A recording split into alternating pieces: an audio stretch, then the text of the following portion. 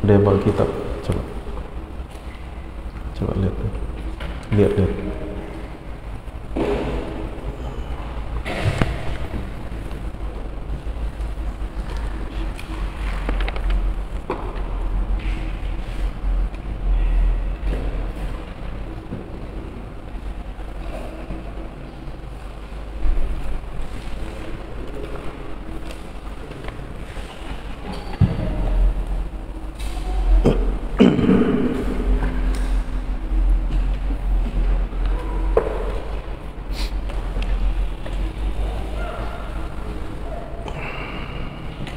Sudah siap?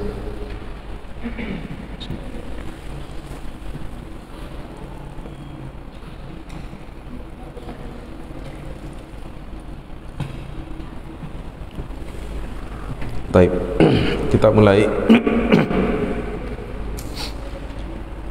Assalamualaikum warahmatullahi wabarakatuh. Innal hamdalillah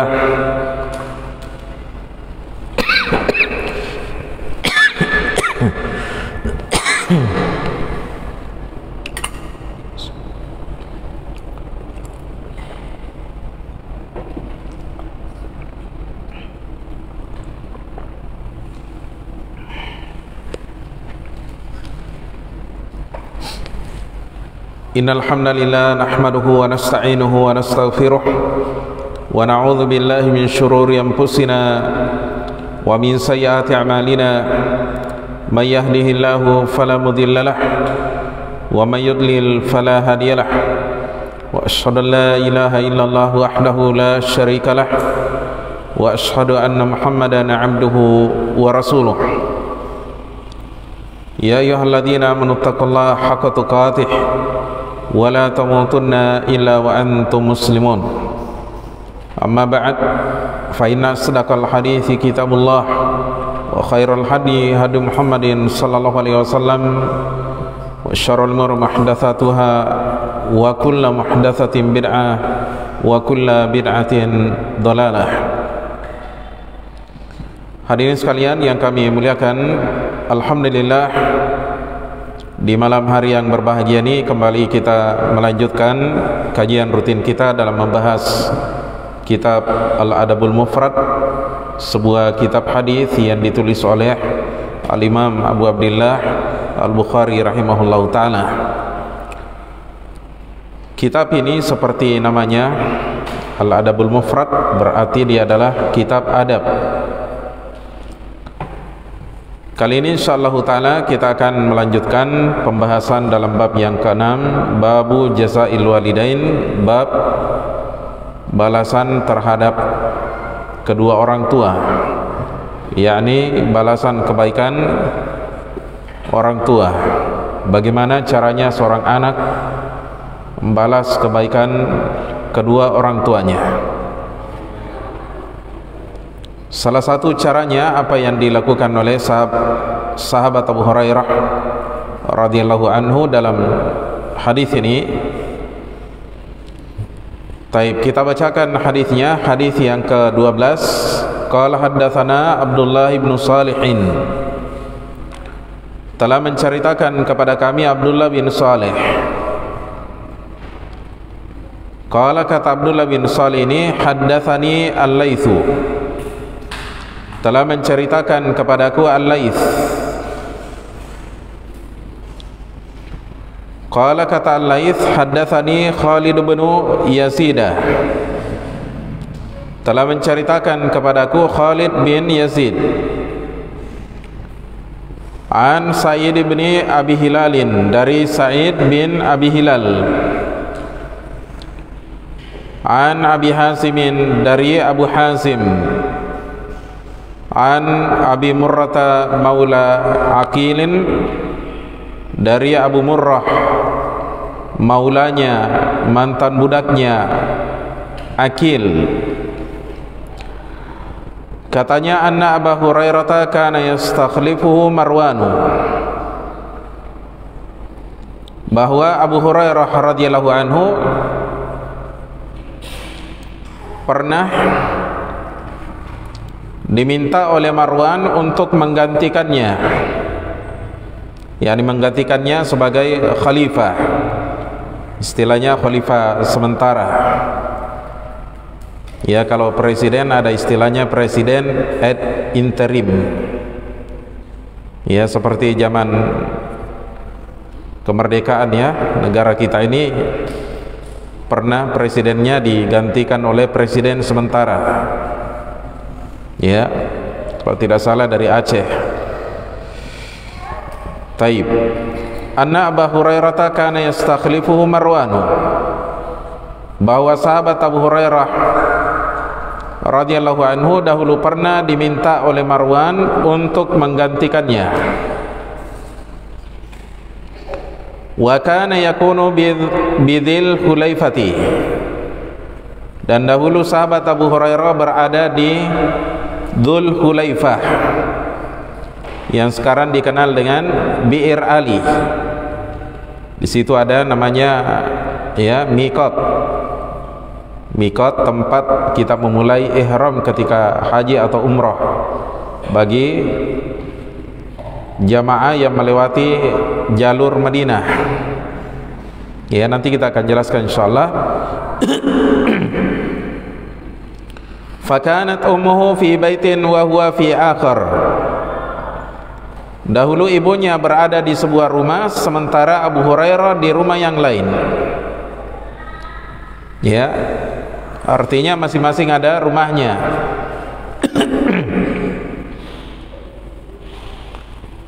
Qala, kata sahabat, kata muridnya Abu Hurairah ini Abu Murrah Maula Aqil, fa idza arada ay yakhruja waqafa ala babiha. Apabila Abu Hurairah ingin keluar, maka beliau berdiri di depan pintu ibunya. Ya, berdiri pada pintu ibunya, artinya di depan pintu ibunya.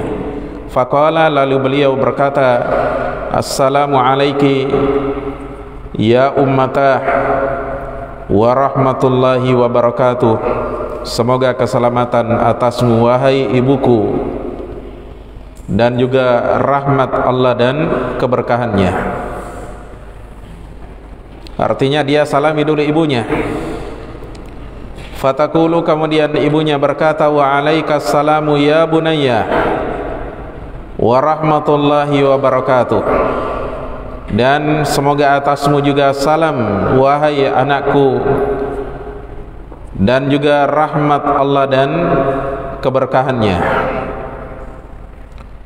Fayaqulu, kemudian sahabat Abu Hurairah berkata lagi, rahimakillahu kama rabbaitani sagiran. Semoga Allah merahmatimu sebagaimana engkau telah mendidik aku di masa kecil.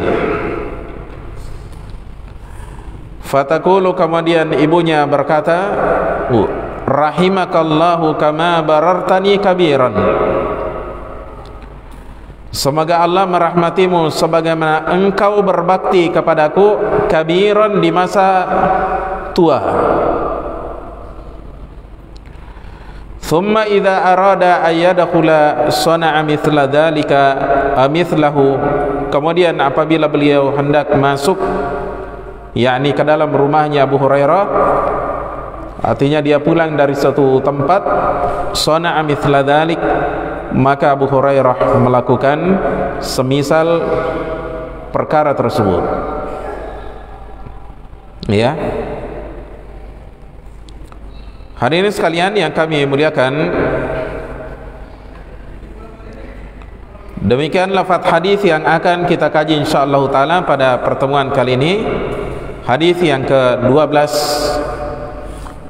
Hadis ini diriwayatkan oleh Imam Al-Bukhari rahimahullahu taala dalam kitabnya Al-Adabul Mufrad. Kata beliau ketika meriwayatkan hadis ini, jadi kita kembali ya ke awal hadis. untuk kita jelaskan lebih terperinci lagi insyaallah taala. Pertama kita akan jelaskan rawi-rawinya, kemudian kita akan berikan syarah, kemudian yang ketiga kita akan sebutkan siapa saja ulama yang meriwayatkan hadis ini. Kemudian terakhir nanti insyaallah kita akan memetik beberapa buah faedah dari hadis ini. Hari ini sekalian yang kami muliakan, kata Al-Imam Al-Bukhari rahimahullahu ta'ala dalam kitabnya Al-Adabul Mufrad saat membawakan hadis yang ke-12 ini, qala haddatsana Abdullah bin Salihin, telah menceritakan kepada kami Abdullah bin Salih yang dikenal dengan Katibul Laits, sekretarisnya Al-Laits Ibnu Sa'ad. Ya, jadi dia tukang tulisnya. Sekretarisnya Al-Laits bin Sa'ad, seorang ulama, ya. Jadi beliau adalah Abdullah bin Saleh bin Muhammad bin Muslim Al-Juhani Al-Misri, dikenal sebagai Katibul Laits. Beliau merupakan ulama yang soduk, seorang ulama yang soduk. Dan ulama yang soduk, jujur, biasanya hadisnya berderajat hasan. Abdullah bin Saleh rahimahullahu ta'ala wafat pada tahun 222 Hijriah. Adapun hadis-hadisnya, maka hadis-hadisnya diriwayatkan oleh Abu Daud, At-Tirmidzi dan Ibnu Majah di dalam sunan-sunan mereka. Al-Bukhari juga meriwayatkan hadis-hadisnya dalam kitabnya Sahih Al-Bukhari, hanya saja secara mu'allaq, ya. Kemudian juga beliau meriwayatkan hadis-hadisnya Abdullah bin Saleh ini dalam kitabnya Al-Adabul Mufrad, seperti yang kita lihat pada sanad hadis ini. Qala haddatsani Al-Laitsu, katanya telah menceritakan kepadaku Al-Laits. Yang dimaksud dengan Al-Laits di sini adalah Al-Laits Ibnu Sa'ad Al-Fahmi Al-Misri, seorang ulama yang thiqah. Bahkan dikatakan oleh Al-Hafidz Muhajar bahwasanya beliau adalah rawi yang thiqatun sabtun faqihun imamun. Ya, thiqatun sabtun faqihun imam. 4 pujian diberikan oleh Al-Hafidz kepada Al-Laits bin Sa'ad, dan ini merupakan pujian yang tertinggi di sisi Al-Hafidz Ibnu Hajar rahimahullahu ta'ala terhadap seorang rawi. Al-Laits bin Sa'ad rahimahullahu ta'ala ini juga ternyata beliau adalah maula. Jadi kalau muridnya tadi Abdullah bin Saleh maula, mantan budak, beliau juga mantan budak, ya. Beliau juga mantan budak, ya. Budaknya seorang yang bernama Abdurrahman bin Khalid, Abdurrahman bin Khalid Al-Misri. Taib. Al-Laits bin Sa'ad rahimahullahu ta'ala wafat pada tahun 175 Hijriah. Adapun hadis-hadisnya beliau, maka hadis-hadisnya diriwayatkan oleh ashabul kutubis sittah, yakni Al-Bukhari, Muslim, Abu Daud, At-Tirmidzi, An-Nasa'i dan Ibnu Majah. Kemudian kata Al-Laits bin Sa'ad, qala haddatsani Khalid bin Yazid, telah menceritakan kepadaku Khalid bin Yazid, Khalid bin Yazid Al-Jumahi, Khalid bin Yazid Al-Jumahi. Beliau merupakan rawi yang thiqah, dan beliau ini merupakan salah satu gurunya Al-Laits bin Sa'ad rahimahullahu ta'ala yang berasal dari Mesir, Iskandarani, dari Al-Iskandariyah. Jadi beliau satu negara dengan Al-Laits bin Sa'ad, wafat pada tahun 139 Hijriah, dan hadis-hadisnya beliau ini diriwayatkan oleh ashabul kutubis sittah, yakni Al-Bukhari, Muslim, Abu Daud, At-Tirmidzi, An-Nasa'i dan Ibnu Majah.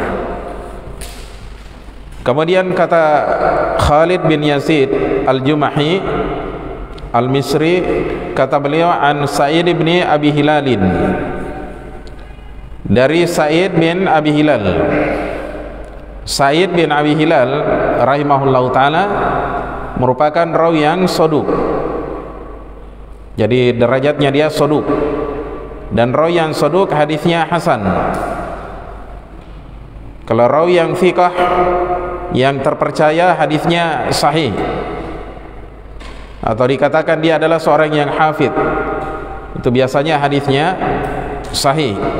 Adapun rawi yang dikatakan soduk, maka hadisnya biasanya berderajat hasan, kecuali kalau dikuatkan oleh hadis yang lain, oleh rawi yang lain, maka derajatnya naik menjadi sahih. Sa'id bin Abi Hilal ini wafat pada tahun 130 Hijriah, dan hadis-hadisnya diriwayatkan oleh ashabul kutubis sittah. Taib. Kemudian kata Sa'id bin Abi Hilal Al-Misri, kata beliau, an Abi Hazimin, dari Abu Hazim. Abu Hazim ini terkenal dengan kunyahnya Abu Hazim. Nama aslinya adalah Salamah bin Dinar. Salamah bin Dinar, tapi lebih dikenal dengan apanya, kunyahnya Abu Hazim. Ya. Beliau ini termasuk dari kalangan min sigori at-tabi'in, junior di kalangan tabi'in, dan beliau merupakan rawi yang thiqah. Ya, beliau merupakan rawi yang thiqah. Dan ada satu kalamnya beliau yang luar biasa. Beliau pernah berkata, kullu ni'matin la tuqarribu minallah fahiya baliyah. Setiap ucapan, setiap nikmat yang tidak mendekatkan kepada Allah, fahiya baliyah, maka dia adalah bala, musibah. Ini beliau ni orangnya, ya, Salamah bin Dinar rahimahullah ta'ala. Adapun hadis-hadisnya, maka hadis-hadisnya diriwayatkan oleh ashabul kutubis sittah, yakni Al-Bukhari, Muslim, Abu Daud, At-Tirmidzi, An-Nasa'i, dan Ibnu Majah. Kemudian kata Abu Hasim rahimahullah, an Abi Murrata maula Aqilin, dari Abu Murrah, maulanya Aqil, mantan budaknya Aqil. Jadi boleh ini juga termasuk apanya maula, mantan budak. Mantan budaknya maula apa? Aqil bin Abi Talib. Aqil ini saudaranya Ali bin Abi Talib. Dia punya budak, budaknya ini yang bernama Abu Murrah. Beliau merupakan rawi yang thiqah, berasal dari generasi tabi'in, dan hadis-hadisnya diriwayatkan oleh ashabul kutubis sittah, yakni Al-Bukhari, Muslim, Abu Daud, At-Tirmidzi, An-Nasa'i, dan Ibnu Majah. Kemudian yang terakhir di sini adalah sahabat yang mengucapkan kalimat ini, yaitu sahabat Abu Hurairah radhiyallahu anhu. Nama aslinya adalah Abdurrahman bin Sakhar ad-Dausi, berasal dari suku Daus.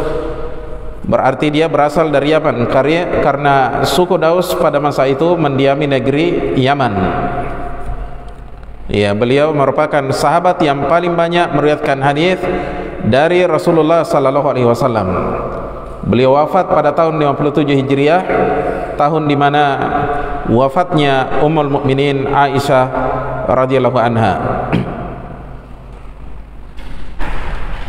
Kita kembali ke redaksi hadis ini.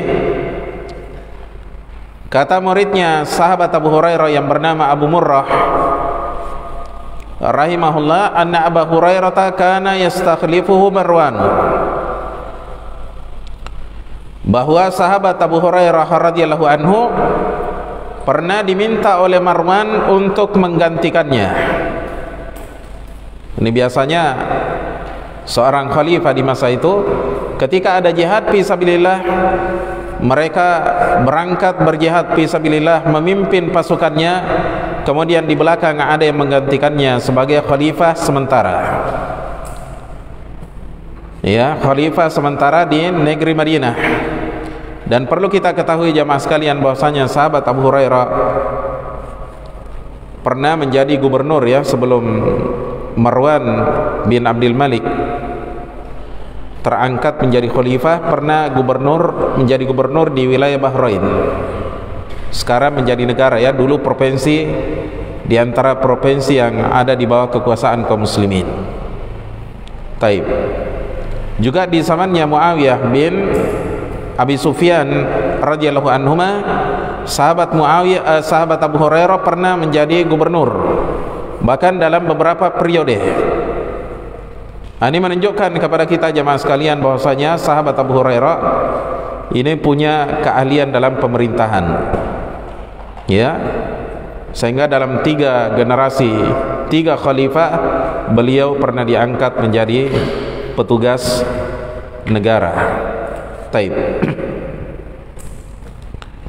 Jadi katanya bahwa sahabat Abu Hurairah radhiyallahu anhu pernah diminta oleh Marwan untuk menggantikannya. Wa kana yakunu bi Dzul Hulaifati. Dahulu sahabat Abu Hurairah berada di Dzul Hulaifah, suatu tempat yang ada di luar kota Madinah, sekitar 10 atau 15 kilo dari kota Madinah. Sekarang dikenal dengan Bi'ru Ali, Bi'ir Ali, Sumur Ali, karena di situ mungkin dulu ada sumur yang pernah dibuat oleh sahabat Ali bin Abi Thalib, sehingga tempat itu dikenal, lebih dikenal hari ini dengan Bi'ir Ali. Maka di situ ada juga miqat, ya, miqat yang ditempati oleh kaum muslimin memulai ihramnya ketika melakukan haji atau umrah. Ya. Fakanat ummuhu fi baitin wa huwa fi akhar. Dahulu ibunya sahabat Abu Hurairah berada pada sebuah rumah, sedangkan Abu Hurairah di rumah yang lain. Jadi dia bertetangga dengan ibunya, ya. Ibunya mungkin punya anak-anak, tinggal bersamanya. Abu Hurairah juga punya anak dan istri, tinggal di rumah yang lain. Karena dahulu para sahabat ketika mereka menikah, biasanya mereka setelah menikah berusaha untuk mencari tempat tinggal yang lain. Nah, ini yang perlu kita perhatikan, ya, ketika kita menikah, upayakan jangan tinggal di rumah orang tua lagi, supaya tidak membebani orang tua, ya. Demikian pula tidak, untuk mencegah timbulnya kerusakan hubungan antara istri dengan orang tua kita, karena kadang ada masalah muncul karena, ya, seorang anak tinggal bersama dengan orang tuanya, membawa anaknya, istrinya, kemudian terjadi clash di antara mereka, akhirnya hubungan mereka menjadi rusak. Maka sahabat Abu Hurairah radhiyallahu anhu memilih tinggal di samping rumah orang tuanya, karena beliau mungkin sudah punya anak dan istri ketika itu diboyong dari Yaman ke Madinah. Dan awalnya sahabat Abu Hurairah radhiyallahu anhu tinggal di Masjid Nabawi, tinggal di Masjid Nabawi. Ini ketika beliau belajar. Tapi setelah beliau menyelesaikan belajarnya kepada Nabi SAW dan juga meninggallah, ya, saat itu Rasulullah SAW, maka beliau tinggal di daerah Al-Aqiq yang dikenal dengan Dzul Hulaifah. Al-Aqiq itu nama lembah, tapi nama kampung yang ada di situ namanya Dzul Hulaifah. Jadi Dzul Hulaifah itu di lembah Al-Aqiq, sebuah lembah yang diberkahi oleh Allah Subhanahu wa taala. Oleh karena itu jamaah sekalian, datang dalam riwayat hadis ini bahwasanya Abu Hurairah dan ibunya tinggal di daerah Al-Aqiq. Jadi kalian jangan bingung kalau melihat riwayat hadis ini, dalam sebagian riwayat disebutkan di Al-Aqiq. Sama, ya, karena Dzul Hulaifah ini bagian dari Al-Aqiq, lembah Al-Aqiq, lembah yang diberkahi oleh Allah Subhanahu wa taala. Nah, di sinilah Rasulullah sallallahu alaihi wasallam memerintahkan kita untuk sholat 2 rakaat di Dzul Hulaifah, ya, karena Nabi sallallahu alaihi wasallam pernah diperintah oleh Allah Subhanahu wa taala singgah di Al-Aqiq, yaitu di apanya, di Dzul Hulaifah, untuk sholat 2 rakaat ketika beliau singgah melakukan ihram, ya. Jadi dia adalah lembah yang diberkahi oleh Allah Subhanahu wa taala. Kemungkinan sahabat Abu Hurairah berpindah ke tempat tersebut karena lembah Al-Aqiq ini adalah lembah yang diberkahi oleh Allah Subhanahu wa taala. Wallahu taala alam bisawab. Taib. Kata muridnya yang bernama Abu Murrah rahimahullahu taala, qala fa idza arada yakhruja waqafa ala babiha. Apabila sahabat Abu Hurairah hendak keluar, ingin keluar yakni dari rumahnya, mungkin menuju ke suatu tempat atau ke tempat kerjanya, waqafa ala babiha, maka beliau berdiri di pintu ibunya, di depan pintu ibunya. Faqala, kemudian beliau berkata yakni kepada ibunya, assalamu alayki ya ummatah wa rahmatullahi wa barakatuh. Semoga keselamatan atasmu wahai ibuku, dan rahmat Allah serta keberkahan Allah. Dia ucapkan salam kepada ibunya sebagaimana salam kepada muslim secara umumnya. Tapi setiap kali sahabat Abu Hurairah keluar dari rumahnya menuju tempat yang lain, jemaah sekalian, pasti beliau singgah di depan rumah orang tuanya untuk mengucapkan salam kepada orang tuanya, kepada ibunya ketika itu. Ini merupakan salah satu adab yang harus kita perhatikan. Terlebih lagi kalau kita bertetangga dengan ibu kita, orang lain saja yang bukan ibu kita, bukan orang tua kita, dianjurkan di dalam agama agar kita mengucapkan salam kepada mereka setiap kali kita berjumpa dengan mereka. Tapi sahabat Abu Hurairah radhiyallahu anhu memberikan perlakuan khusus terhadap ibunya.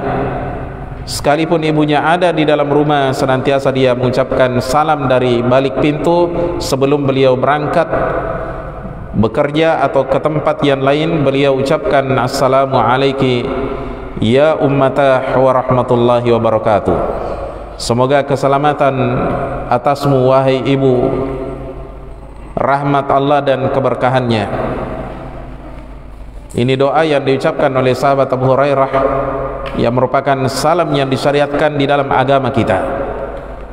Ini merupakan salah satu perkara yang hendaknya dilakukan oleh seorang anak, serajin mungkin mengucapkan salam kepada orang tuanya. Dan ini merupakan salah satu bentuk balasan seorang anak kepada orang tuanya. Kita balas kebaikan orang tua kita, jemaah sekalian, dengan senantiasa mengucapkan salam kepada orang tua kita, yang merupakan doa yang diajarkan oleh Nabi sallallahu alaihi wasallam kepada umatnya. Jangan kita hanya rajin ucapkan salam kepada teman-teman, sementara orang tua kita tidak diperhatikan. Apalagi kalau bertetangga, alasannya kan biasa jika ketemu. Tidak, harus ada perlakuan khusus, perlakuan yang lebih dari seorang anak kepada orang tuanya. Ya, memang kita tidak diwajibkan setiap kali mau keluar meninggalkan rumah harus kita datangi rumah ibu kita kemudian ucapkan salam, tidak. Tapi karena kita ingin membalas kebaikan mereka, ingin mendapatkan pahala, ingin dikatakan berbakti kepada kedua orang tua, maka hendaknya kita memperhatikan hal yang seperti ini. Setiap kali kita keluar, upayakan kita ucapkan salam kepada orang tua kita. Kalau mereka ada ibu atau bapak kita atau siapa saja di dalam rumahnya, kita ucapkan assalamualaikum warahmatullahi wabarakatuh. Ya. Kemudian kata muridnya sahabat Abu Hurairah, faqala fataqulu wa alaika salamu ya bunayya wa rahmatullahi wa barakatuh. Semoga atasmu salam wahai anakku tersayang, rahmat Allah dan keberkahannya. Dijawab salamnya oleh sang ibu, karena ini merupakan kewajiban seorang muslim ketika ada yang mengucapkan salam kepadanya, apalagi yang mengucapkan salam adalah anaknya, adalah kerabatnya, maka orang tua yang merupakan orang yang diijabahi, orang yang dikabulkan doanya oleh Allah Subhanahu wa taala, hendaknya rajin menjawab salam anaknya, ya, bahkan mendoakan anaknya dengan doa-doa yang disyariatkan di dalam agama. Karena orang tua itu adalah orang yang diijabahi doanya oleh Allah Subhanahu wa taala. Ya, sama dengan kita ini yang punya anak sekarang ini, ya. Itu harus serajin mungkin kita doakan anak kita. Kadang anak kita nakal, jangan putus asa. Kadang anak kita bodoh, jangan putus asa. Doakan. Ya. Demikian pula anak kita, ketika anak kita, ya, menjadi orang yang baik, jamaah sekalian, senantiasa kita doakan. Doakan agar dia istiqomah di atas kebaikan, istiqomah di atas Al-Quran dan sunnahnya Rasulullah sallallahu alaihi wasallam. Taib. Hadirin sekalian yang kami muliakan, fayaqulu, kemudian sahabat Abu Hurairah radhiyallahu anhu berkata lagi, rahimakillahu kama rabbaitani shagiran. Semoga Allah merahmatimu wahai ibu, kama rabbaitani shagiran, sebagaimana engkau telah mendidik aku di masa kecil. Ya, sebagaimana engkau mendidik aku di masa kecil. Ini anak yang soleh, jamaah sekalian, ketika dia mengingat kebaikan orang tuanya, dia ingat bahwasanya di masa kecilnya orang tuanya merahmatinya, menyayanginya, menjaganya, merawatnya, mendidiknya, memperhatikan hajat-hajatnya. Oleh karena itu jamaah sekalian, kita dianjurkan, ya, mendoakan orang tua kita seperti yang Allah perintahkan di dalam Al-Quran, wa qur rabbirhamhuma kama rabbayani shaghira. Katakanlah, berdoalah, rabbirhamni kama rabbayani shaghira, wahai Tuhanku, rahmatilah orang tuaku, sayangilah orang tuaku sebagaimana keduanya telah menyayangi aku, sebagaimana keduanya telah mendidik aku di masa kecil. Artinya di masa kecil mereka mendidik kita dalam keadaan mereka sayang terhadap kita, jemaah sekalian. Maka kita minta kepada Allah Subhanahu wa taala membalas kasih sayang mereka. Kita doakan mereka, rabbirhamhuma kama rabbayani shaghira. Doakan. Di sini juga ada pelajaran bagi orang tua bahwasanya ketika dia mendidik anaknya, didiklah anak-anak kita dengan penuh kasih sayang. Jangan menjadi orang tua yang kejam, orang tua yang sadis, orang tua yang suka mendolimi anaknya, tidak punya keprikemanusiaan. Setiap hari dia pukul, dia cambuk anaknya. Setiap saat dia marahi anaknya, tidak ada kasih sayang terhadap anak. Oleh karena itu jamaah sekalian, tidak heran apabila bermunculan anak-anak yang durhaka, karena ada orang tua yang tidak sayang terhadap anaknya di masa kecilnya, dia tidak mendidiknya dengan penuh kasih sayang. Tapi bukan berarti di sini bahwa ketika orang tua kita tidak sayang sama kita di masa kecil, berarti kita balas juga di masa tuanya kita tidak, ya, menyayangi mereka, tidak. Adapun kezaliman mereka jamaah sekalian, ya, kejamnya mereka itu adalah dosa mereka. Tapi tanggung jawab kita jamaah sekalian, kewajiban kita adalah, ya, menjaga dan berbakti kepada kedua orang tua kita, senantiasa berbuat baik kepada mereka sekalipun mereka berlaku yang zalim terhadap diri kita di masa kecilnya kita. Karena agama kita ini tidaklah membenarkan kezaliman. Orang tua zalim di masa kecilnya kita tidak mengharuskan kita berbuat zalim terhadap mereka. Inilah keindahan agama kita, agama yang penuh dengan kasih sayang.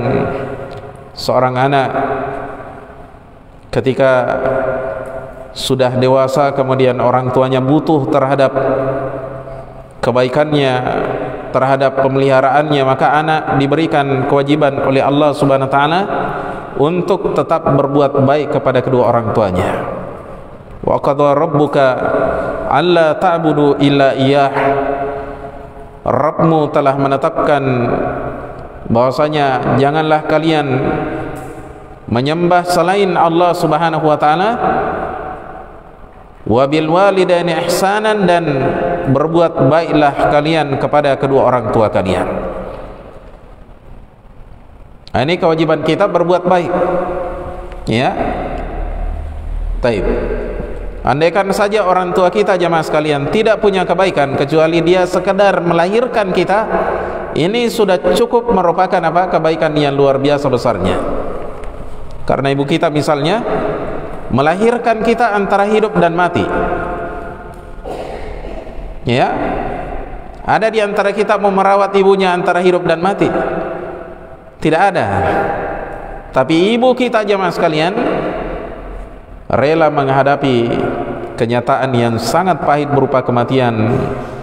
Oleh karena itu telah berlalu bersama kita hadis dari sahabat Abdullah bin Umar, ketika ada seorang laki-laki yang berasal dari Yaman, dia gendong ibunya dari Yaman sampai ke kota Mekah, berjalan kaki dia gendong mamanya sampai ke Baitullah, dia tawaf, dia berhaji. Lalu dia bertanya di tengah-tengah tawaf, katanya, wahai Abdullah bin Umar, saya katanya menggendong ibu saya dari negeri Yaman ke Baitullah ini. Kira-kira kebaikan saya ini apakah bisa membalas kebaikannya ibu saya? Katanya Abdullah bin Umar, la. Ya. Walaupun katanya hanya satu kali desahan, rintihan ibu. Ya. Artinya walaupun dia satu kali merintih, ya, mendesah ketika dia melahirkan anaknya, maka satu kali desahan ini tidak bisa dibayar kebaikannya oleh seorang anak, walaupun dia gendong mamanya dari kampung halamannya Yaman sampai ke Mekah. Ya. Jadi kata ibunya, kata sahabat Abu Hurairah di sini, fayaqulu rahimakillahu kama rabbaitani shagiran. Semoga Allah Subhanahu wa taala merahmati Anda, wahai ibu, sebagaimana Anda telah mendidik saya shagiran di masa kecil. Fatakulu, kemudian ibunya membalas ucapannya sahabat Abu Hurairah. Ibunya katakan, rahimakallahu kama barartani kabiran.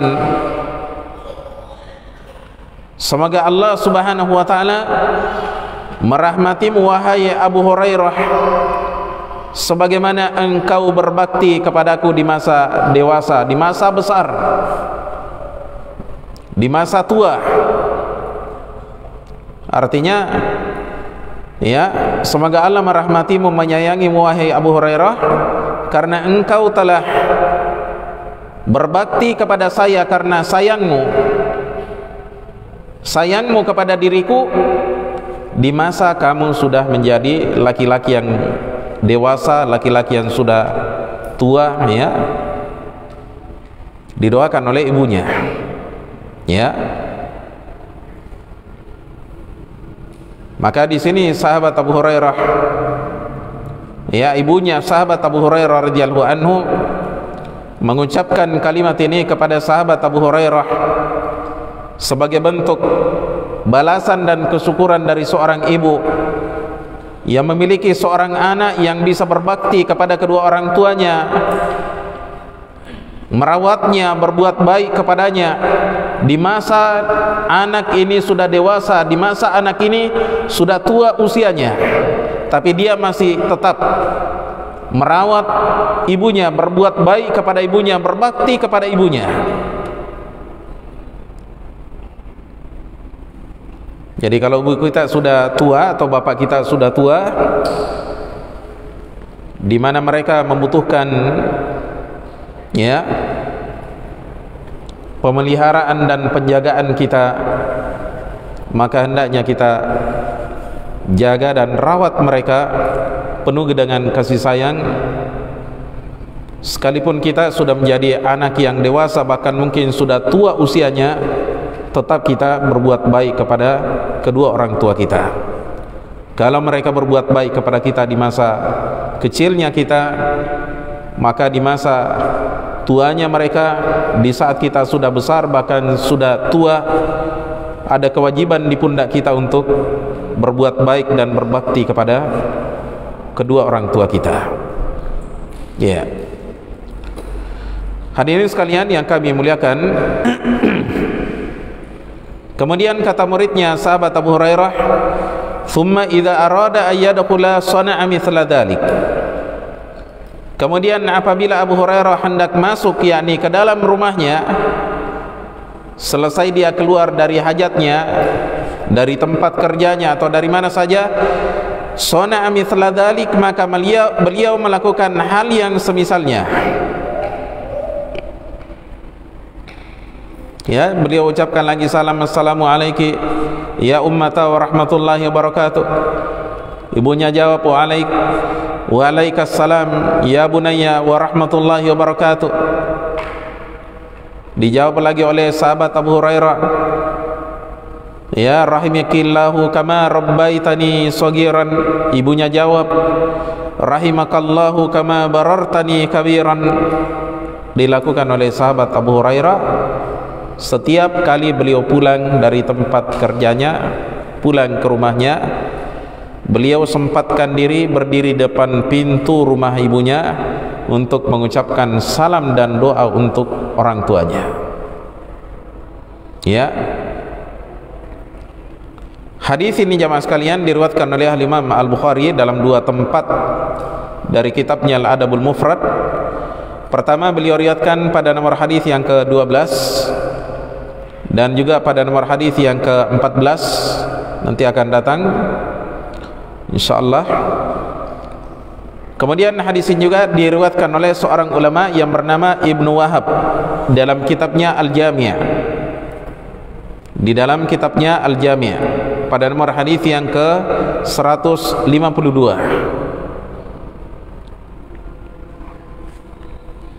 Hadirin sekalian yang kami muliakan,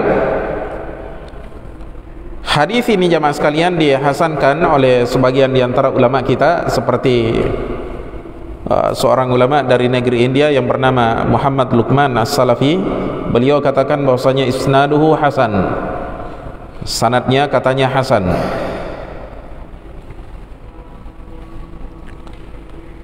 Adapun faidah yang bisa kita petik dari hadis ini, maka kita petik dari ulama tadi ini, Syekh Muhammad Luqman As-Salafi, seorang ulama dari India, dalam kitabnya Rasul Barad, pada halaman 20 kata beliau ketika memetik beberapa buah faidah dari hadis ini, kata beliau, fiqhul hadis, pemahaman yang bisa diambil dari hadis ini. Pertama, ihtimamus sahabati bi ta'zimi ummahatihim. Ihtimamus sahabati, perhatian para sahabat, bi ta'zimi ummahatihim wa du'a ilah, dalam mengagungkan ibu-ibu mereka dan mendoakan kebaikan bagi mereka. Jadi faedah yang pertama, perhatian para sahabat, diantaranya adalah Abu Hurairah di sini ya. Contohnya, bi ta'zimi ummahatihim, dalam mengagungkan ibu-ibu mereka, wa du'a ilah, dan mendoakan kebaikan bagi mereka, yakni bagi orang tua. Jadi perhatiannya mereka luar biasa ya. Setiap kali dia keluar, ucapkan salam, doakan orang tuanya. Pulang dari tempat kerjanya, datangi lagi ibunya, dia doa, dia ucapkan lagi salam, dia doakan. Luar biasa. Dan saya yakin belum ada di antara kita yang melakukan seperti apa yang dilakukan oleh sahabat Abu Hurairah. Ya, kadang dia di antara kita mungkin dalam seumur hidupnya jarang sekali dia ucapkan salam kepada ibunya, padahal bertetangga. Mungkin karena bertetangganya lah ya, setiap hari ketemu ini dianggap biasa-biasa saja ya, tidak perlu dia doakan lagi orang tuanya, tidak perlu lagi dia salami orang tuanya. Ini keliru ya. Faidah yang kedua dari hadis ini, kata beliau masih dari Syekh Muhammad Luqman As-Salafi, al-hirsu ala tarbiyatil auladi fi sigari ta'udu bin naf'i wal birri wal khairi alal walidaini fil kibari. Al-hirsu ala tarbiyatil aulad, semangat dalam mendidik anak-anak, fisigori di masa kecilnya mereka, ta'udu bin naf'i wal birri wal khairi alal walidain, akan membawa manfaat, bakti dan kebaikan bagi kedua orang tua. Artinya dia menghasilkan ya, membuahkan ya, manfaat dari anaknya untuk orang tuanya, bakti seorang anak kepada orang tuanya, kebaikan seorang anak kepada kedua orang tuanya ya. Jadi kata beliau di sini, semangat dalam mendidik anak-anak di masa kecilnya mereka, ta'udu bin naf'i wal birri wal khairi alal walidaini fil kibar, akan membawa manfaat, bakti dan kebaikan kepada kedua orang tua fil kibari, di masa tuanya mereka, yakni di masa tuanya ya ayah dan ibu kita. Ini kalau kita didik jamaah sekalian dengan pendidikan yang baik, penuh dengan kasih sayang, kita didik dengan cara islami, apa yang disyariatkan oleh Allah Subhanahu wa taala di dalam Al-Qur'an dan sunnahnya Rasulullah sallallahu alaihi wasallam, yakin insyaallah taala nanti anak itu akan membalas kebaikan kita ya, di masa kita butuh terhadap kebaikan dan baktinya mereka. Jadi anak kecil itu disayangi, jangan suka dizalimi ya, jangan suka dicubit, jangan suka dipukuli ya, jangan. Anak menangis ya biasalah ya. Ada kan orang tua tidak sabar kalau anaknya menangis, wah sudah ya, pokoknya dia marah-marah ya, yang dia cambuk anaknya, mestinya dia ya sayangi anaknya, dia cari cara bagaimana dia anak ini diam dengan dengan kelembutan ya, bukan dengan kekasaran ya. Bahkan ada sebagian orang tua, naudzubillah, dia lemparkan anaknya dari dalam rumah keluar rumah ya, seperti dia melemparkan sampah.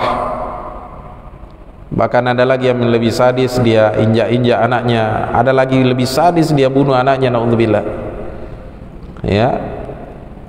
Orang tua yang seperti ini, yang kejam seperti ini, jangan terlalu berharap besar anaknya di kemudian hari akan ya berbuat baik kepadanya, kecuali mungkin anak yang betul-betul soleh, mengerti agama ya, mungkin anaknya tidak akan membalas kezalimannya. Tapi kalau anak itu juga tidak mengerti agama, naudzubillah, nanti di masa tuanya ya, si orang tua ini akan mengalami perlakuan yang sama seperti apa yang dia lakukan di masa kecilnya mereka ya. Karena biasanya sunnatullah yang berlaku ya, al jaza'u min jinsil amal, balasan itu akan didapatkan orang sesuai dengan kelakuannya dia ya. Taib. Kemudian faidah yang ketiga beliau sebutkan di sini, subutul istikhlafi fi halati ghiyabil khalifati, sahnya mengganti seorang khalifah fi halati ghiyabil khalifah, dalam kondisi absennya khalifah. Jadi kalau khalifahnya misalnya pergi berjihad, maka yang menggantikan sama posisinya dengan khalifah tersebut.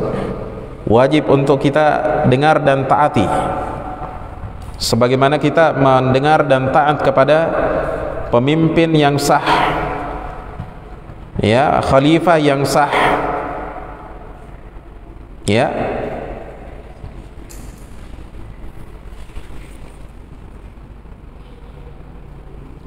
Taib, kita adzan dulu, baru kita berpindah ke hadis yang berikutnya.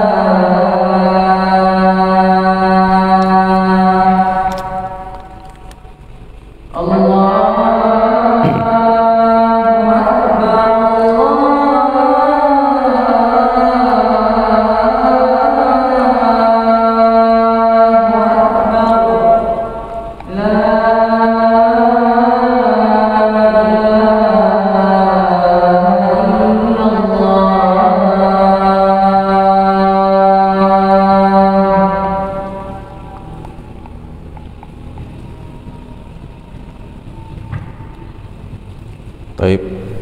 Kita lanjutkan hadis yang berikutnya, hadis yang ke-13.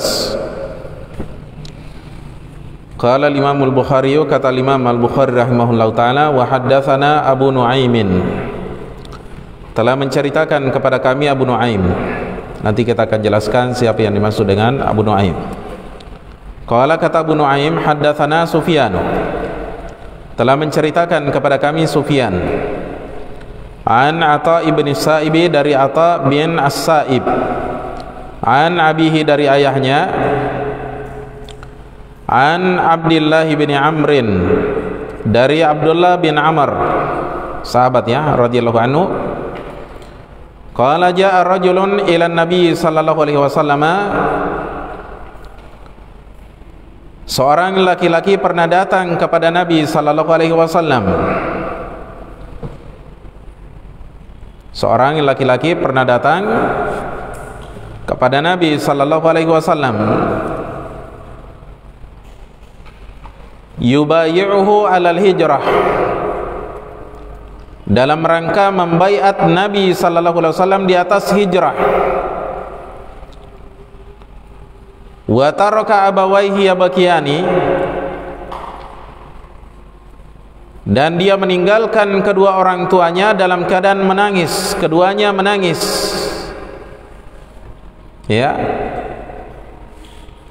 Faqala, kemudian Nabi sallallahu alaihi wasallam bersabda, yakni kepada laki-laki tadi, irji' ilaihima, kembalilah engkau kepada keduanya, wa adhikhuma, dan buatlah keduanya tertawa, kama abakaitahuma, sebagaimana engkau membuat keduanya menangis. Taib. Ini lafaz hadis yang akan kita kaji pada kesempatan ini. Hadis yang kedua, yaitu hadis yang ke-13 dari kitab Al-Adabul Mufrad karya Al-Bukhari rahimahullahu taala. Taib. Hadirin sekalian yang kami muliakan, setelah kita bacakan lafaz hadisnya, kita kembali ke awal dari lafaz hadis ini untuk kita jelaskan lebih terperinci lagi. Pertama kita akan jelaskan satu persatu rawi yang ada dalam sanad periwayatan hadis ini. Kemudian yang kedua kita akan berikan syarah ringkas, penjelasan ringkas. Kemudian yang ketiga kita akan jelaskan siapa saja yang meriwayatkan hadis ini. Dan yang terakhir kita akan petik ya beberapa buah faedah dari hadis ini. Hadirin sekalian yang kami muliakan, kata Imam Al-Bukhari rahimahullahu taala saat membawakan hadis yang ke-13 ini dalam kitabnya Al-Adabul Mufrad, wa haddatsana Abu Nuaimin, telah menceritakan kepada kami Abu Nuaim, gurunya Al-Bukhari, yang beliau banyak meriwayatkan hadis darinya. Nama aslinya adalah Al-Fadl ibnu Dukain, pakai nun di belakang, Al-Fadl ibnu Dukain, ya. Dan beliau ini merupakan rawi yang berasal dari kalangan mawali, mantan budak.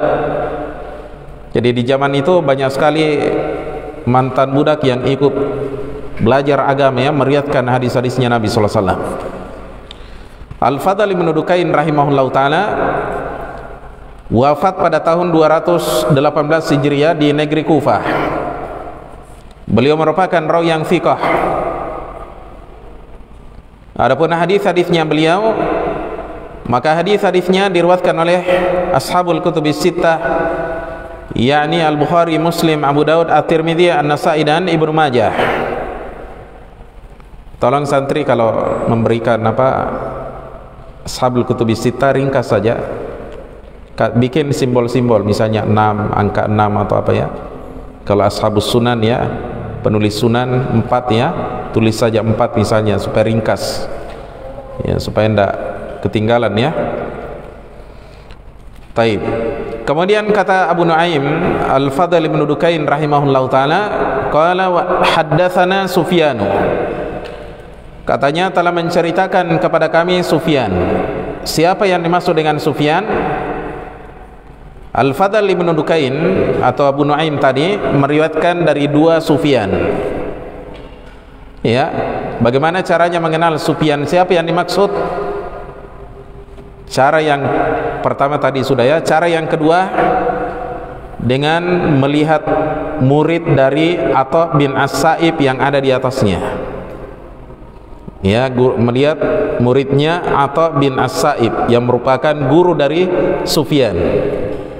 Kalau kita kembali ke biografinya Atha bin As-Sa'ib, maka kita dapati ternyata beliau juga ada dua muridnya yang bernama Sufyan. Muskilah di sini ya. Taib. Cara yang ketiga untuk mengetahui siapa yang dimaksud dengan Sufyan adalah dengan cara kembali ke para ulama yang meriwayatkan hadis ini. Kita periksa seluruh jalur periwayatannya, maka kita dapati jamaah sekalian bahwasanya yang dimaksud dengan Sufyan di situ adalah Sufyan bin Uyainah. Sufyan bin Uyainah Al-Hilali juga merupakan salah satu di antara mantan budak. Ya, lagi-lagi mantan budak ya. Iya. Beliau ini termasuk mantan budak. Jadi banyak sekali dulu itu ulama dari kalangan mantan budak. Rata-rata mereka dari kalangan menengah ke bawah, miskin. Ya, oleh karena itu dalam perjalanan kisah-kisah para ulama banyak sekali kita dapati mereka jalan kaki karena mereka memang miskin. Ya. Taib. Sufyan bin Uyainah Al-Hilal ini wafat pada tahun 198 Hijriah. Beliau merupakan rawi yang thiqah. Hadis-hadisnya diriwayatkan oleh ashabul kutubis sittah, yakni Al-Bukhari, Muslim, Abu Daud, At-Tirmidzi, An-Nasa'i dan Ibnu Majah. Kemudian kata Sufyan bin Uyainah Al-Hilali an Atha ibn As-Sa'ib, dari Atha bin As-Sa'ib. Atha bin As-Sa'ib Ats-Tsaqafi Al-Kufi. Beliau merupakan rawi yang soduk, dan biasanya rawi yang soduk hadisnya hasan. Biasa disilakan dengan istilah lain la ba'sa bih, tidak apa-apa. Orangnya tidak apa-apa, artinya orangnya berderajat, hasan. Taib. Atha bin As-Sa'ib Ats-Tsaqafi Al-Kufi ini termasuk min sigorit tabi'in, wafat pada tahun 136 Hijriah, dan hadis-hadisnya diriwayatkan oleh ashabul kutubis sittah, yakni Al-Bukhari, Muslim, Abu Daud, At-Tirmidzi, An-Nasa'i dan Ibnu Majah. Taib. Kemudian katanya, ya, kata Atha bin As-Sa'ib ini an abihi, dari ayahnya. Ayahnya bernama As-Sa'ib bin Malik Ats-Tsaqafi. Taib. Dan ayahnya ini termasuk dari kalangan pembesar tabi'in, ya, kibar tabi'in, pembesar di kalangan tabi'in. Dan beliau merupakan rawi yang thiqah, dan hadis-hadisnya diriwayatkan oleh ashabus sunan, yaitu Abu Daud, Tirmidzi, An-Nasa'i dan Ibnu Majah.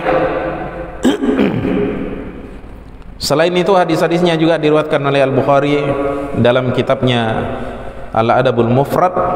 Adapun dalam sahihnya maka beliau tidak meriwayatkan hadis dari As-Sa'ib bin Malik Ats-Tsaqafi Al-Kufi rahimahullah. Cuma di dalam kitabnya Al-Adabul Mufrad. Taib. Kemudian kata ayahnya ini an Abdullah bin Amrin, dari Abdullah bin Amr. Beliau adalah Abdullah bin Amr bin Al-As As-Sahmi radhiyallahu anhuma, semoga Allah meridhai beliau dan ayahnya, karena beliau dan ayahnya adalah dua orang sahabatnya Rasulullah SAW, dan beliau ini adalah sahabat yang paling banyak menulis hadis dari Nabi SAW. Kalau Abu Hurairah adalah sahabat yang paling banyak menghafal, beliau adalah sahabat yang paling banyak mencatat, menulis hadis dari Nabi SAW. Beliau wafat pada tahun 63 Hijriah, bertepatan dengan terjadinya peristiwa Al-Harrah. Ya, peristiwa Al-Harrah dikenal dengan peristiwa Al-Harrah. Orang-orang tidak mau membaiat Yazid bin Muawiyah karena orangnya pemabuk. Ya, akhirnya banyak yang tidak mau membaiat. Ya, terjadilah apa yang terjadi, naudzubillah. Nah, pada malam itu sahabat Abdullah bin Amr radhiyallahu anhuma meninggal dunia. Taib. Hadirin sekalian yang kami muliakan, kita kembali ke redaksi hadis ini. Kata sahabat Abdullah bin Amr, jaa rajulun ila Nabi sallallahu alaihi wasallam, Seorang laki-laki pernah datang kepada Nabi sallallahu alaihi wasallam, yubayyi'uhu 'alal hijrati, dalam rangka membaiat Nabi sallallahu alaihi wasallam di atas hijrah. Artinya dia datang kepada Nabi sallallahu alaihi wasallam meninggalkan kampung halamannya. Dan biasanya orang yang dikatakan muhajirin, orang yang berhijrah, berasal dari kota Mekah, karena mereka ditindas di kota Mekah, sehingga mengharuskan mereka untuk meninggalkan kampung halamannya, yaitu kota Mekah. Ya, jadi dia datang dari kota Mekah ke kota Madinah dalam rangka menyelamatkan agamanya dari penindasan orang-orang Quraisy. Datang ke kota Madinah untuk membaiat Nabi sallallahu alaihi wasallam di atas hijrah. Yani dia berhijrah jemaah sekalian untuk membuktikan kecintaannya kepada Allah dan Rasulnya sallallahu alaihi wasallam, dan untuk membela Rasulullah sallallahu alaihi wasallam, sehingga mereka siap untuk berjihad sampai titik darah penghabisan. Ini para sahabat dahulu seperti itu. Ya. Wa taraka abawaihi yabkiyani, akan tetapi orang ini meninggalkan kedua orang tuanya dalam keadaan keduanya menangis. Mungkin orang tuanya ketika itu butuh kepada anaknya, sudah tua renta, tidak ada lagi yang bisa mencari nafkah untuk orang tuanya. Orang tuanya mungkin sakit, butuh perawatan dari anaknya, dan tidak ada orang yang bisa merawatnya kecuali anaknya ini, sehingga orang tuanya menangis. Sebagian ulama ada yang menyatakan makna abkaitahuma, sebagaimana kamu membuatnya menangis, artinya sebagaimana engkau membuatnya jengkel, marah. Jadi orang tuanya menangis karena dia marah. Marah karena kepergian anaknya, dia tinggalkan orang tuanya, dia telantarkan orang tuanya. Akhirnya berita ini sampai kepada Nabi sallallahu alaihi wasallam. Padahal orang ini sudah sampai di kota Madinah, ingin bersiap tinggal bersama Nabi sallallahu alaihi wasallam, berjihad bersama Nabi sallallahu alaihi wasallam. Tapi kata Nabi sallallahu alaihi wasallam, irji ilaihima, kembalilah engkau kepada kedua orang tuamu, ya. Wa adhikhuma kama abkaitahuma, dan buatlah keduanya tertawa sebagaimana engkau membuatnya menangis. Ya. Perhatikan di sini jamaah sekalian, ada sahabat yang ingin ikut berjihad bersama Nabi sallallahu alaihi wasallam. Dalam sebagian riwayat dia katakan bahwasanya, wahai Rasulullah, saya ingin berjihad, ikut berjihad. Jadi dia pergi ke Madinah, daftar ingin pergi jihad, ingin dapat keutamaan jihad. Tapi kemudian Nabi SAW tanya, ahayyun walidat, apakah kedua orang tuamu masih hidup? Katanya masih hidup. Lalu Nabi SAW katakan, fafihima fajahid, maka pada keduanya lah engkau berjihad. Artinya bakti seorang anak butuh kesabaran, butuh pengorbanan, butuh keikhlasan sebagaimana halnya jihad. Ya, karena jihad itu adalah suatu yang berat, kecuali bagi orang-orang yang ikhlas, orang yang sabar, orang yang rela mengorbankan segala sesuatunya, hartanya, bahkan dirinya. Maka seorang anak, ya, itu berjihad ketika dia berbakti kepada kedua orang tuanya. Dia akan dapat pahala jihad insyaallah ketika dia berbuat baik dan berbakti kepada kedua orang tuanya. Ya. Hadirin sekalian yang kami muliakan, hadis yang ada di depan kita ini diriwayatkan oleh Imam Al-Bukhari rahimahullahu taala dalam kitabnya Al-Adabul Mufrad pada nomor hadis yang ke-13, Abu Daud dalam sunannya pada nomor hadis yang ke-2528, An-Nasa'i dalam sunannya pada nomor hadis yang ke-4163, dan Ibnu Majah dalam sunannya pada nomor hadis yang ke-2782. Adapun faedah yang dapat kita petik dari hadis ini jamaah sekalian, sini kami nukilkan pertama dari seorang ulama yang bernama Abu Umar Ibnu Abdul Bar, berasal dari Andalusia, ya Spanyol ya, yang dahulu ibu kotanya Sevilla. Kalau yang apa Sevilla ya, Sevilla ya, iya. Kalau orang Arab dulu bilang Sisilia, ya Sisilia, ya dia Sevilla. Kata beliau dalam kitabnya yang berjudul Al-Istidhkar pada jilid 5 halaman 40, la khilafa alimtuhu, tidak ada khilaf yang aku ketahui, anna rajula la yajuzu lahul ghaswu, bahwa seorang laki-laki tidak boleh baginya ikut berperang, yakni berjihad, wa walidahu karihani, sementara kedua orang tuanya tidak setuju, ya mungkin karena dia butuh tenaga anaknya, ya. Au ahaduhuma, ataukah salah satu dari kedua orang tua, yakni salah satunya tidak setuju, ya, tidak senang karena dia butuh sama anaknya.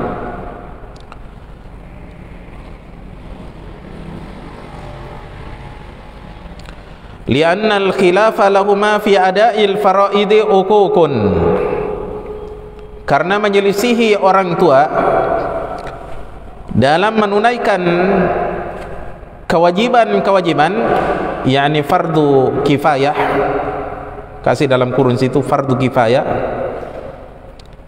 merupakan uququn, merupakan kedurhakaan, wa huwa minal kabairi, dan kedurhakaan itu termasuk dosa-dosa besar.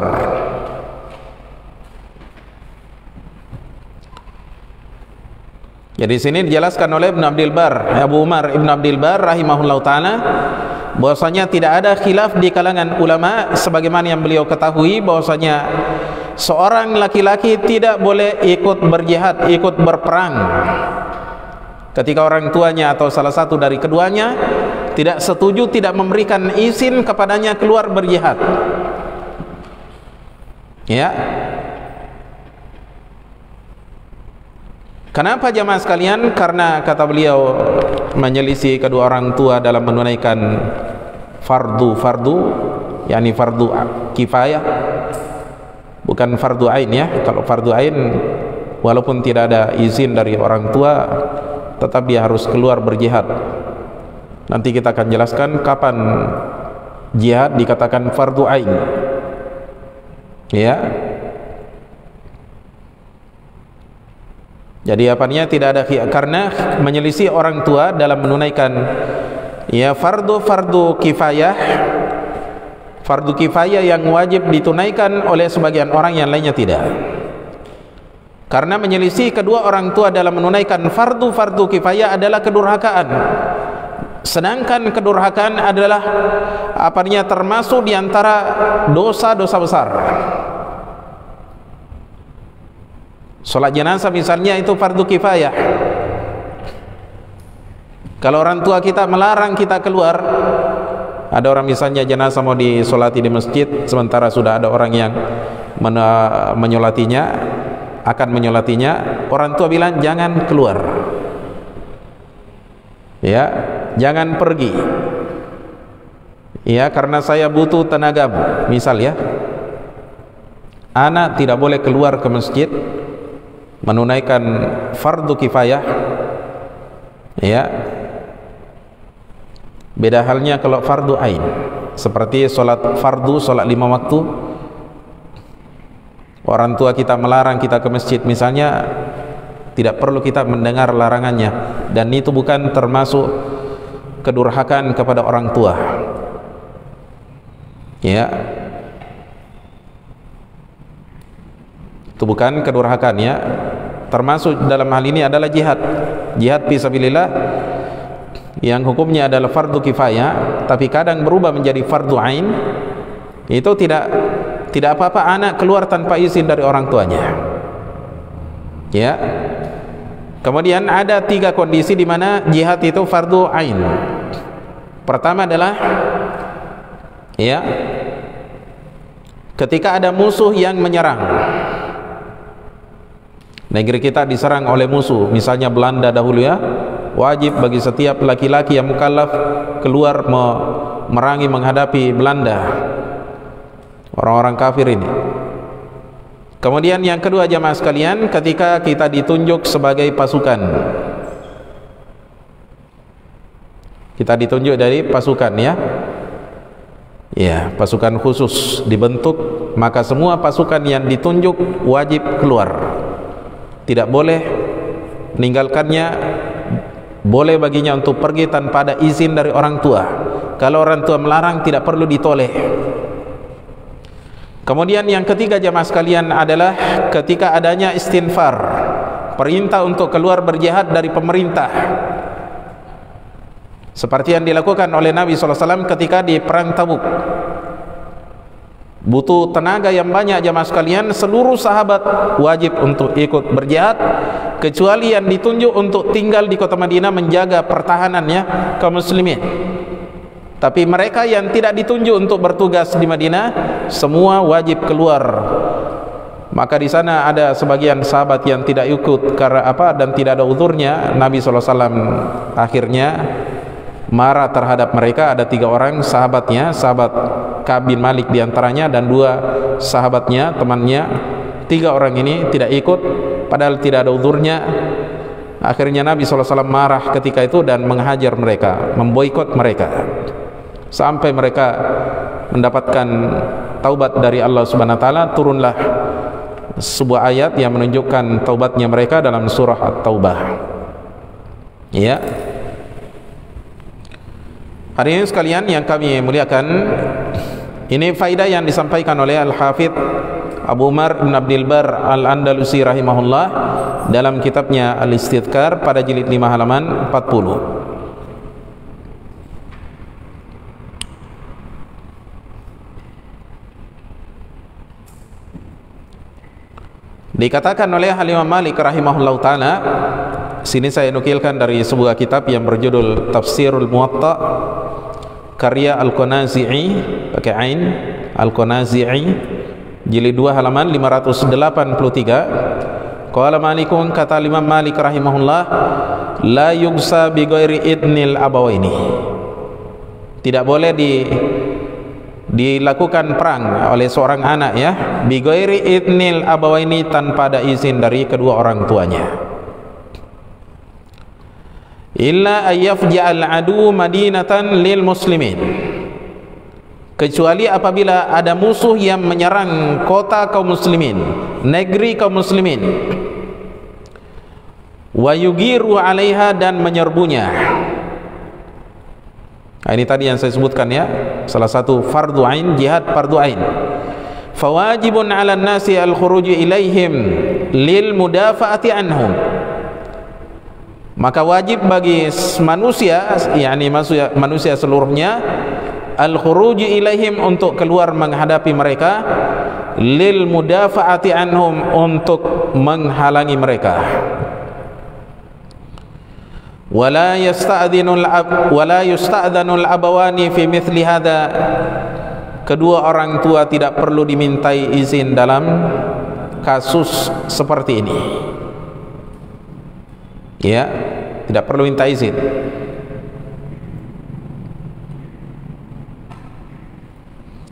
Faidah yang berikutnya kita nukilkan dari seorang ulama yang bernama Zarqani dalam syarahnya terhadap Al-Muwatta yang berjudul Syarhuz Zarqani Al-Muwatta pada jilid 3 halaman 23. Kata beliau, qala al-jumhuru, mayoritas ulama berkata, yahrumul jihadu idza mana'al abawani aw ahaduhuma, haram katanya berjihad apabila kedua orang tua atau salah satunya melarang. Maksudnya di sini jihad apa? Yang hukumnya fardu kifayah. Bisyarti ayyakuna muslimaini, dengan syarat keduanya muslim. Artinya kedua orang tua kita muslim, yang melarang ini muslim, orang tua kita yang muslim. Li'anna birrahuma fardu ainin, karena bakti kepada keduanya adalah fardu ain. Fardu ain itu fardu bagi setiap ain, person, setiap orang. Ya, lawannya fardu kifayah. Wal jihadu fardu kifayatin, sedangkan jihad adalah fardu kifayah. Nah, kalau bertabrakan fardu ain dengan kifayah, didahulukan fardu ain. Itu kaidah. Ya. Fa idza ta'ayyana al jihadu fala idna, apabila wajib secara personal jihad itu, apabila telah wajib secara personal jihad itu, fala idna, maka tidak perlu ada izin. Tidak perlu ada izin dari orang tua. Dan seorang anak tidak dikatakan apanya durhaka kepada kedua orang tua.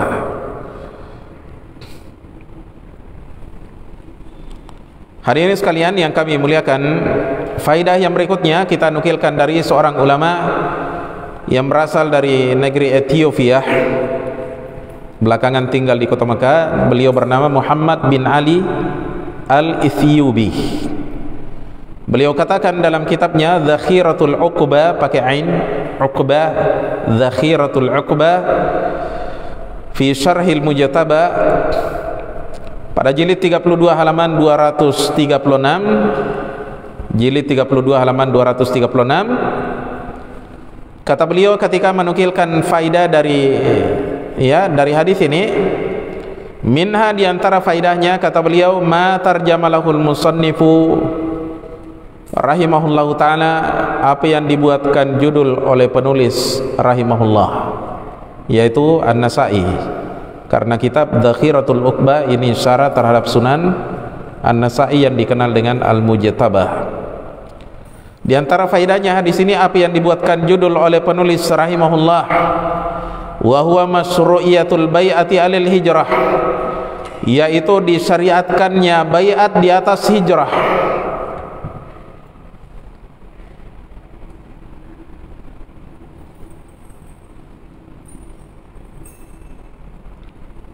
Yaitu disyariatkannya bai'at di atas hijrah. Ya, kalau kita siap berbaiat di atas hijrah, berarti otomatis kita siap berjihad. Ya. Kemudian faedah yang lainnya beliau sebutkan lagi di sini, wa minha wujubu birril walidaini, wajibnya, di antara faedahnya hadis ini, wajibnya bakti kepada kedua orang tua. Wasa'yi fi tahsili ridhahuma, dan wajibnya berusaha dalam meraih ridho keduanya,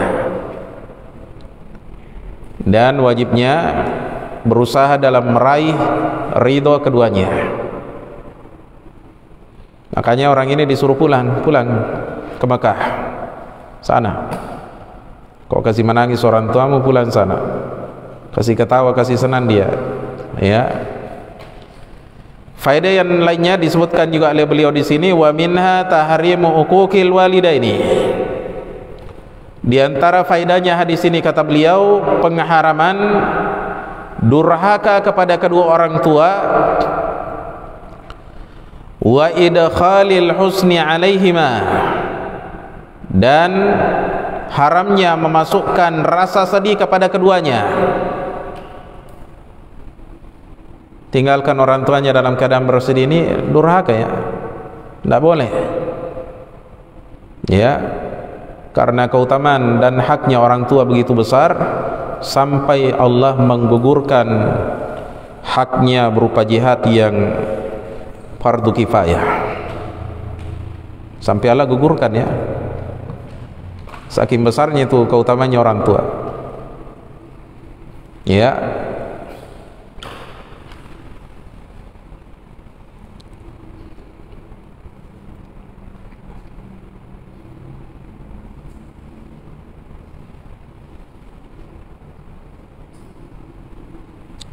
Kemudian faedah yang lainnya kita nukilkan dari ulama kita yang bernama Muhammad Luqman As-Salafi hafizahullah ta'ala dalam kitabnya Rasul Barad halaman 21 ketika beliau memetik faedah dari hadis ini.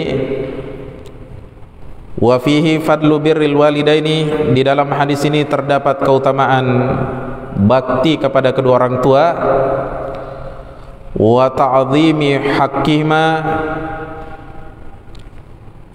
dan keutamaan mengagungkan hak keduanya, wa kathratu ats-tsawabi ala birrihima, serta banyaknya pahala atas bakti kepada keduanya.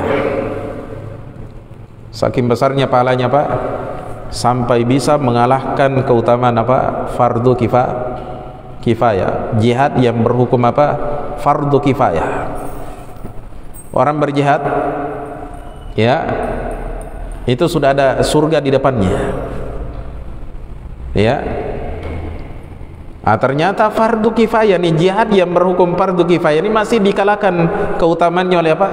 Bakti kepada orang tua, ya.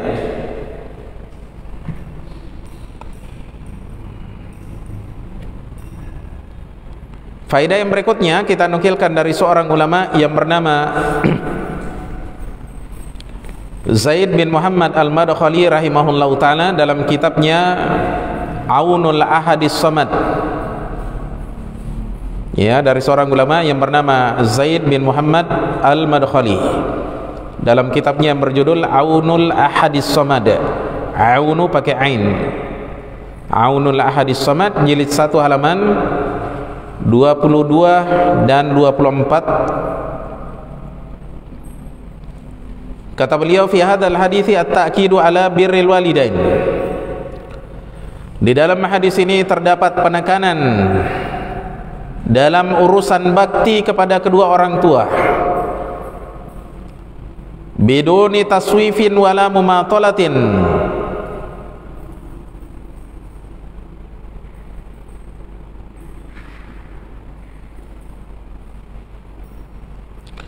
fil wafa'i bihaqqihima.